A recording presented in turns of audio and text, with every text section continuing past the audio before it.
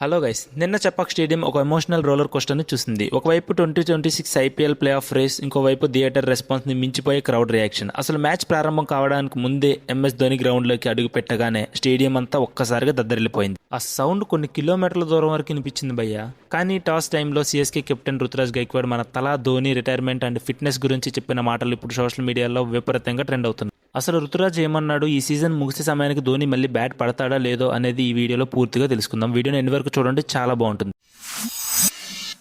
నిజానికి ఈ IPL season అంతా ధోని క్రాఫ్ట్ ఇంజురీ అంటే కండరాల నొప్పి వల్ల ఒక్క మ్యాచ్ కూడా ఆడలేదు. నిన్న చెపాక్లో సిఎస్కేకి ఇదే చివరి హోమ్ మ్యాచ్ కావడంతో ధోని ఖచ్చితంగా బరిలోకి దిగుతారని ఫ్యాన్స్ అందరూ ఎన్నో ఆశలతో వచ్చారు. కానీ టాస్ గెలిచిన తర్వాత రుతురాజ్ గైక్వాడ్ ఆ ఆశలపై నీళ్లు చల్లారు. అసలు టాస్ గెలిచాక రుతురాజ్ ఏమన్నాడంటే, ధోని ఇంకా మా టీంతోనే ఉన్నాడు, కానీ ఈ మ్యాచ్ ఆడేంత ఫిట్నెస్ అతనికి లేదు. ఒకవేళ మనం మ్యాచ్ గెలిస్తే నెక్స్ట్ మిగిలిన లాస్ట్ మ్యాచ్లో ఏం జరుగుతుందో ఎవరు చెప్పలేరు అంటూ ఒక సస్పెన్స్ హింట్ అయితే ఇచ్చాడు. అంటే దీని అర్థం ఏంటి, నిన్నటితో చెపాక్లో ధోని శకం ముగిసినట్లేనా? ఒకవేళ గుజరాత్ టైటన్స్తో జరిగే లాస్ట్ మ్యాచ్ కైనా ధోని ఫిట్ అవుతాడా అని ఫ్యాన్స్ అయితే ఎమోషనల్ అవుతున్నారు. ఎందుకంటే ధోని సైలెంట్గా రిటైర్మెంట్ ప్రకటించే అలవాటు ఉంది. బహుశా ఇదే అతని లాస్ట్ సీజన్ అయి ఉండొచ్చని సోషల్ మీడియా ఊగిపోతుంది. నాకు అనిపిస్తుంది ఏంటంటే నెక్స్ట్ మ్యాచ్లో కూడా సేమ్ సెకండ్ ఇన్నింగ్స్ బ్యాటింగ్ అయితే ఇంపాక్ట్ ప్లేయర్గా దింపే అవకాశం ఉంది అని అనిపిస్తుంది గుజరాత్ టైటన్స్తో జరగబోయే మ్యాచ్లో. బట్ మీ ఒపీనియన్ అనేది కింద కామెంట్స్లో తెలియజేయండి. అండ్ నిన్న మ్యాచ్కి ముందు ధోని డ్రెస్సింగ్ రూమ్ నుండి బయటకు రాగానే ఫ్యాన్స్ రియాక్షన్ అయితే నెక్స్ట్ లెవెల్. అసలు స్టేడియంలో ఉన్న డెసిబెల్ మీటర్స్ అయితే పగిలిపోయేలా అరుపులు వచ్చినాయి. మ్యాచ్ ఆడకపోయినా జస్ట్ స్క్రీన్ మీద ధోని ముఖం కనిపిస్తే చాలు మ్యాచ్ గెలిచినంత రేంజ్లో చెపాక్ క్రౌడ్ రెస్పాండ్ అయింది. మరి తలా క్రేజ్ అలాంటిది.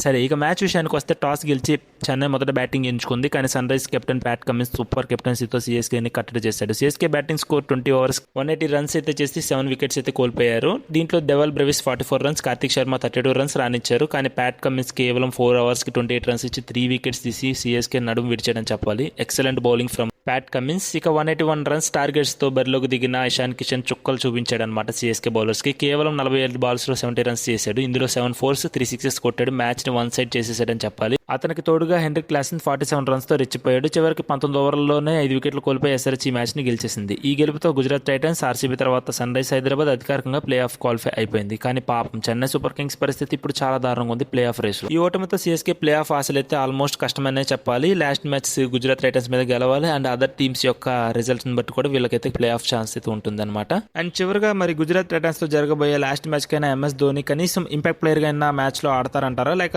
రిటైర్మెంట్ ప్రకటించేస్తారా? మీరేమనుకుంటున్నారు కింద కామెంట్ సెక్షన్లో తెలియజేయండి. అలాగే మీకు వీడియో నచ్చితే లైక్ చేయండి, వెంటనే మీ ఫ్రెండ్స్ అందరికీ షేర్ చేయండి. Mainly CSK fans, Dhoni fans తప్పకుండా షేర్ చేయండి. అండ్ మరిన్ని ఇలాంటి అప్డేట్స్ కోసం ఛానల్ని సబ్స్క్రైబ్ చేసుకోండి. Thank you. జై హింద్.